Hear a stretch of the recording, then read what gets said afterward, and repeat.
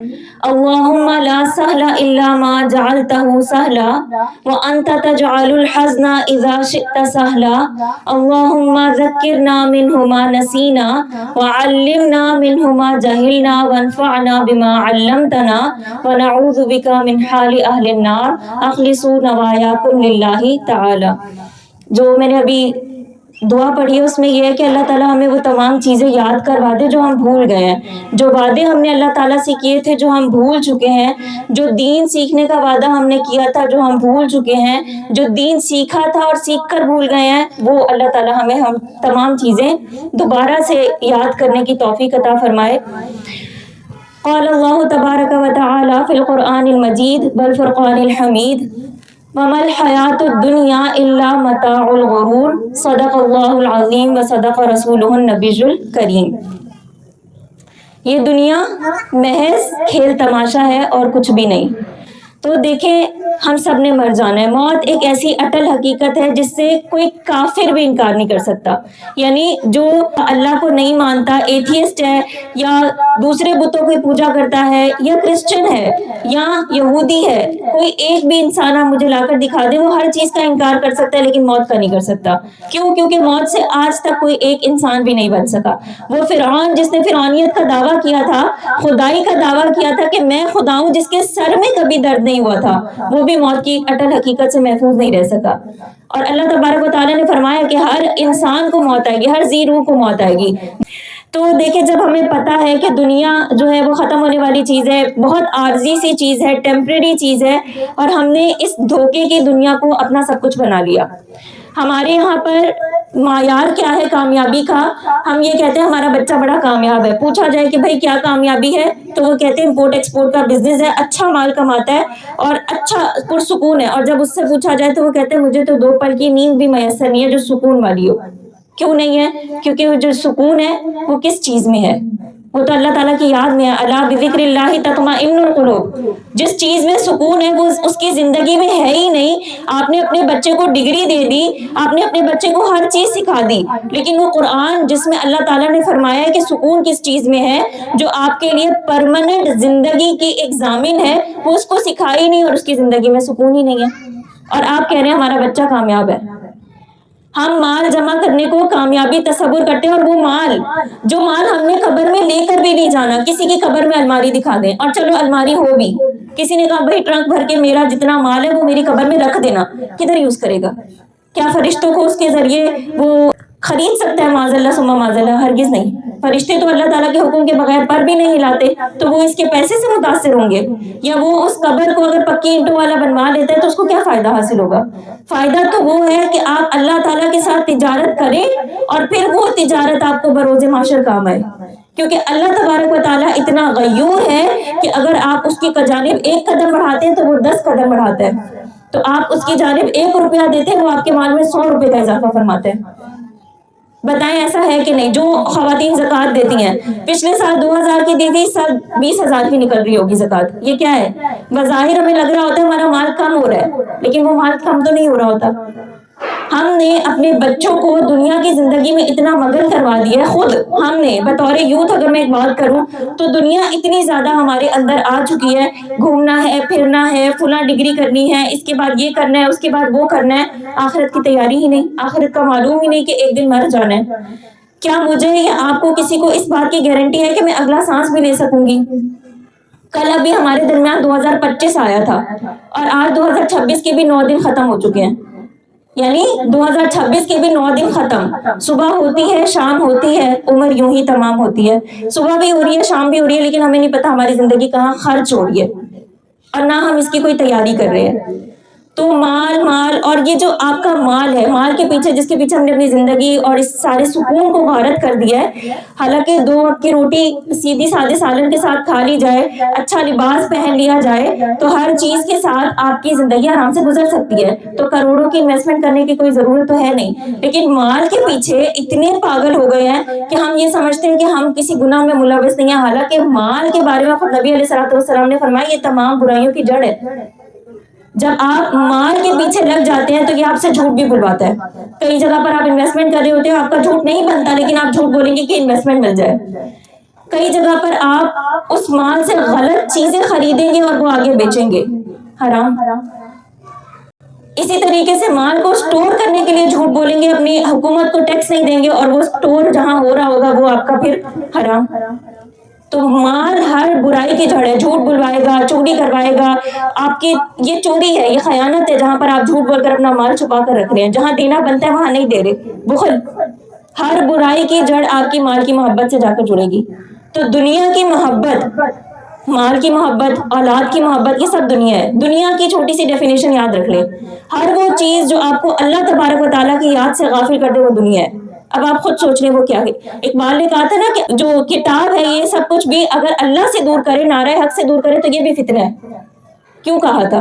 کیونکہ جب اصل مقصود آپ کا جو اللہ تبارک و تعالیٰ کا قرب حاصل کرنا ہے، جب وہی حاصل نہیں ہو رہا تو آپ کے جہاد کا کیا فائدہ؟ آپ تو تلواریں لے کر نکل گئے، لیکن کیا فائدہ جب اس سے وہ قرب الہی حاصل نہیں ہو رہا؟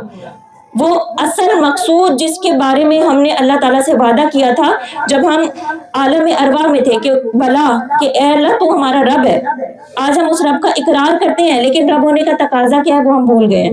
ہمیں نہیں پتا ہمارے رب کے اوصاف کیا ہیں، وہ کس ذات اور صفات کا مالک ہے، اور ہمیں پتہ ہی نہیں ہے۔ آج ایک ایتھیسٹ ہمارے سامنے آ جائے، وہ ہمیں قائل کر لے گا کہ اللہ معاذ اللہ نہیں ہے، لیکن ہم اسے قائل نہیں کر سکتے کہ اللہ موجود ہے۔ کیوں نہیں کر سکتے؟ ہمارے بچوں کے اندر یہ صلاحیت یہ کیوں نہیں ہے؟ کیونکہ ہم نے نہیں سکھایا۔ اور ہم بعد میں کہیں گے ہمارا بچہ گمراہی میں پڑ گیا ہے، ہماری بات نہیں سنتا، یا جو ہم نے اس کی تعلیمات کرنی تھی وہ اس کے اندر گئی نہیں۔ اب آپ آ کر کہیں کہ ہمارا بچہ اتنے سال کا ہو گیا تو اب سیکھے۔ اب کیوں سیکھے؟ اب کیسے سیکھے؟ جو بیس والے ایئرز تھے، وہ جو بچوں کو اللہ تعالیٰ نے ماں کی گود کیوں تربیت گاہ قرار دی ہے، ماں کو کیوں اتنی امپورٹنس ملی ہے کہ اس کے قدموں کے نیچے جنت رکھ دی گئی ہے؟ یہی ماں تو بچے کی جنت اور جہنم بناتی ہے۔ آپ اپنے بچے کو وہ تعلیم ہی نہیں دے رہے، خود ایک سیریز پہ سیریز چل رہی ہے، ڈرامے پہ ڈرامہ چل رہا ہے، اور پتہ ہی نہیں ہے کہ بچے کی تربیت بھی کرنی ہے، اس کو وہ چیز ضروری دی ہی نہیں گئی جس کی بنا پر وہ اپنے عمل کو درست کر سکتا۔ تو وَمَا الْحَيَاةُ الدُّنْيَا إِلَّا مَتَاعُ الْغُرُورِ، یہ زندگی ختم ہو جائے گی۔ آپ اپنے بچے کو جو بھی دنیا کی تعلیم دے کر جائیں گے وہ آپ کو بالکل فائدہ نہیں دے گا۔ آج یہاں پر ایصال ثواب کی محفل رکھی گئی ہے، کیوں رکھی گئی ہے؟ کیونکہ انہیں پتہ تھا ایصال ثواب جائز ہے اور کیسے کرنا ہے، اور انہیں پتہ ہے کہ اس کا ثواب میرے اس بزرگ شخص کو پہنچے گا جس کے لیے میں نے رکھی ہے۔ پوری دنیا میں اب آپ نوٹ کریں، اپنا ایک سروے کریں، تو میری بات سے اگر آپ کو غلط محسوس ہو، سروے کا رزلٹ غلط محسوس ہو، اب اولادیں یہ کہتی ہیں کہ یہ حرام کام ہے، ہم نے اپنے ماں باپ کے لیے ایصال ثواب نہیں کرنا۔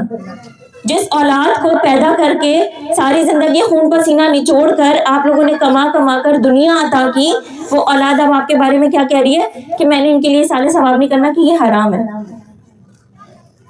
تو آپ اپنے لیے بھی کوئی کام نہیں کر کے جا رہے۔ تو وَمَا الْحَيَاةُ الدُّنْيَا إِلَّا مَتَاعُ الْغُرُورِ، یہ فقط ایک آیت نہیں ہے، یہ انسان کو نچوڑ کر رکھنے والی چیز ہے کہ میں اپنے لیے یا اپنے بچوں کے لیے کیا کھود کر جا رہی ہوں یا جا رہا ہوں۔ ایک شخص کہتا ہے کہ بھائی میرا نماز میں دل نہیں لگتا، یہاں پر اکثر خواتین مجھ سمیت ہم سب کے منہ سے کبھی نہ کبھی یہ جملہ نکلا ہوگا کہ نماز میں دل نہیں لگ رہا۔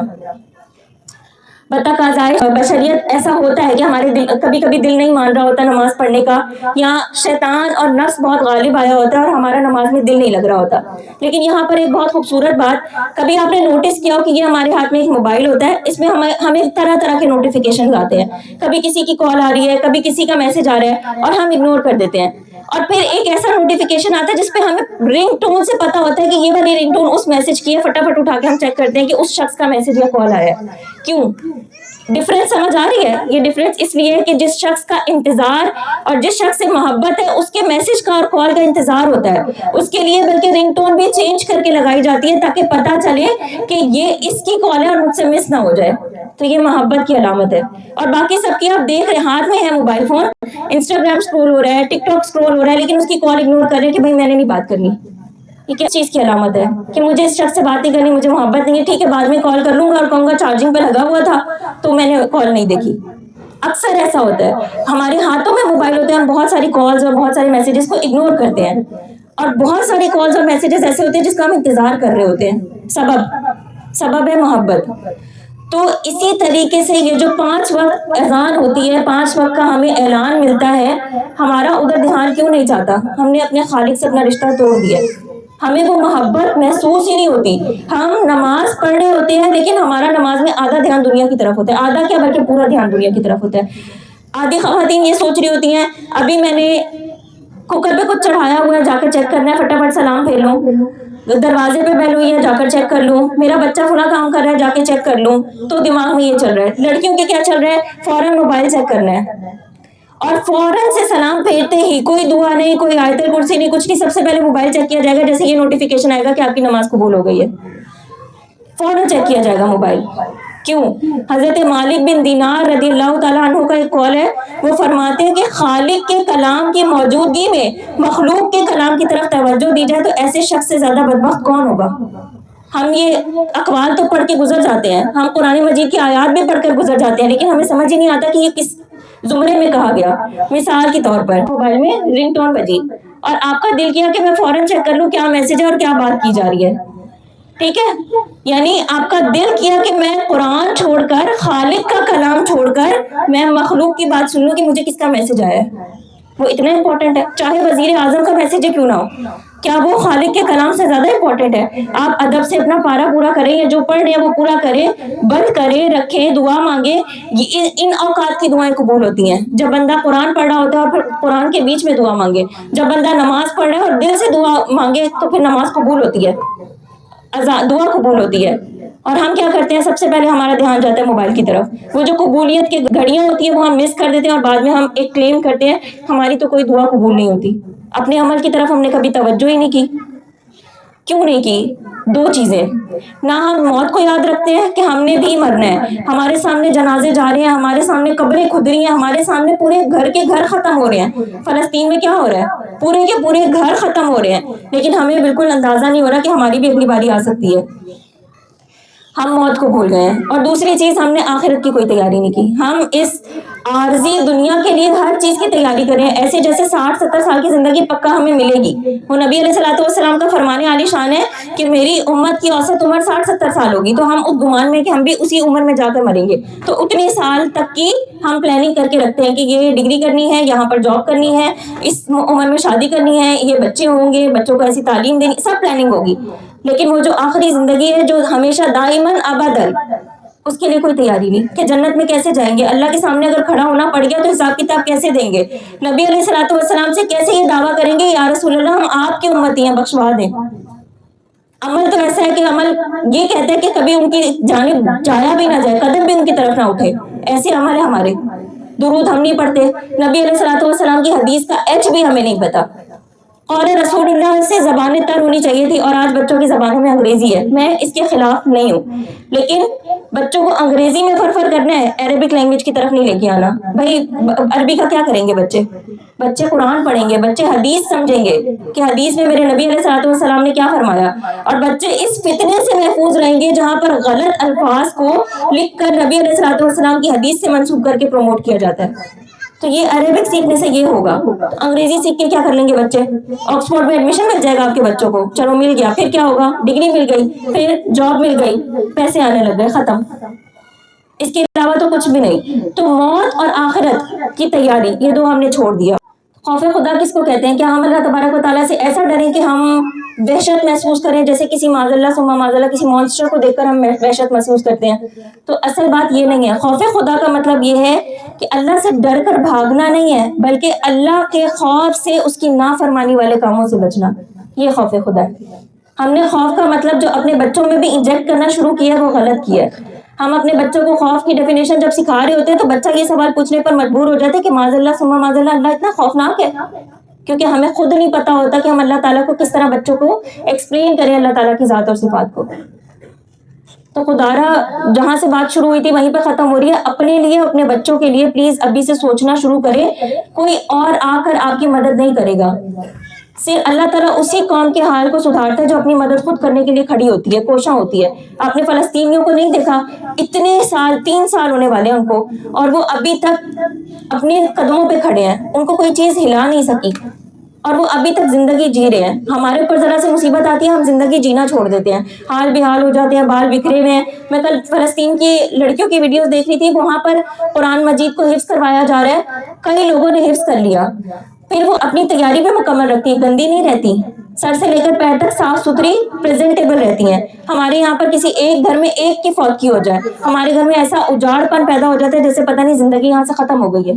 تو ہم نے خوف کا مطلب غلط سمجھا ہے. ہمارے بچوں کے دماغوں میں جو خوف کا مطلب ڈالا جا رہا ہے وہ غلط ہے. خوف کا مطلب ہے کہ اللہ کی نافرمانی والے کاموں سے رک جانا.